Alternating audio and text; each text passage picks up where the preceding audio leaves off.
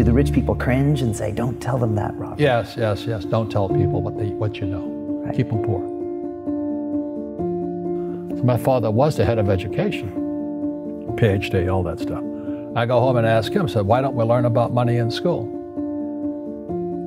And he looked at me and says, because the government doesn't let us teach that subject. The government tells us what we can teach and what we can't teach. And I thought that was strange. And I said, but aren't we going to school to learn about money? He says, no, your job is to get a job. I said, but you get a job to earn money. He goes, no, you're supposed to just get a job. And I went, no. Isn't the purpose of a job to earn money? He goes, you're correct. I said, so why don't I just learn about money?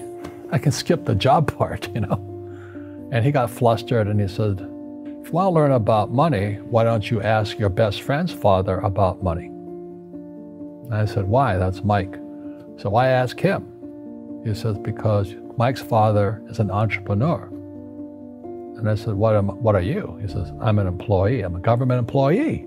And I went, oh, what's the difference? He says, the difference is an entrepreneur must know about money, or they're no longer entrepreneurs. And he says an employee doesn't have to know anything about money because the government will take care of them, the company will take care of them. So I'm all confused. But I took my dad's advice and I trundled over to Mike's father's office and knocked on his door and I said, hey, I'm here, 9 years old. Teach me about money. He says, beat it, kid, you know. But that's where the story of Rich Dad, Poor Dad started. And finally, through persistence, my rich dad started teaching me about money on one condition. And that condition was he would never pay me. He says, the moment I pay you, you think like an employee. He says, that's the trap. Entrepreneurs work for free. And now I'm 9 years old, my head's going cracking in half. He says, you never want a paycheck. You understand that, kid? I said, okay, I got it. And he says, well, how do I make money? He says, that's what entrepreneurs figure out. It's like, so how do I learn about money? So he would just break out a Monopoly game board. So I would work for free. I'd pick up cigarette butts and he had hotels and restaurants and I would clean and do menial tasks. And as I got older, I started getting into office work and marketing and accounting, and I was an apprentice basically, but I always worked for free. And he would teach me about money, but the way he taught me about money was playing Monopoly. And I finally one day I got upset. I said, well, when are you going to teach me about money? He says, what do you think we're doing? We're playing Monopoly. He goes, no. What do you think we're doing? We're playing Monopoly. He says, what do you think we're doing? So I don't know. I'm teaching you about money. And then that's when, you have one greenhouse. He says, there's many formulas for great success in money. There's thousands of them, but one of the best ones is found on the game of Monopoly. It still is today. 4 greenhouses, 1 red hotel. I said, what? He says, one of the greatest ways to acquire great wealth is playing Monopoly in real life. 4 greenhouses, 1 red hotel. Is that all there is? He goes, that's it.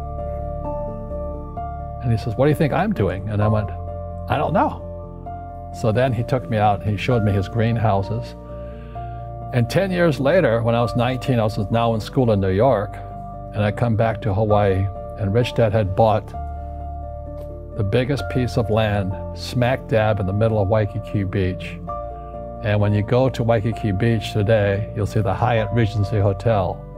That was his hotel. Just like the game of Monopoly. Just like the game of Monopoly. Acquired assets and they became bigger assets. He just kept what's called an assemblage because that property wasn't that big at the time. So he had to buy out all the small guys. Because Waikiki was a little dirt water little town. So he'd buy out this shop owner and buy that shop owner. And it took him a while, but he finally assembled this large piece of property. And then he and Hyatt put up this giant hotel. And it just sold for $800 million. So that's how I learned about money.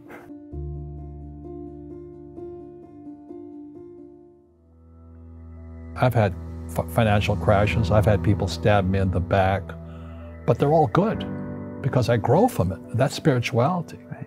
You know, people who are afraid of making mistakes, like they teach in school, they don't ever grow. Because spirituality is there's good and there's bad, there's right and there's wrong, there's up and there's down. Most people only want to be right, they only want to be positive. Well, you can't have that. That's not reality. Well, I wasn't poor by most people's standards, but I came from a family with a poor attitude, if you know what I mean. Because rich, poor, middle class, poverty starts with a fundamental attitude.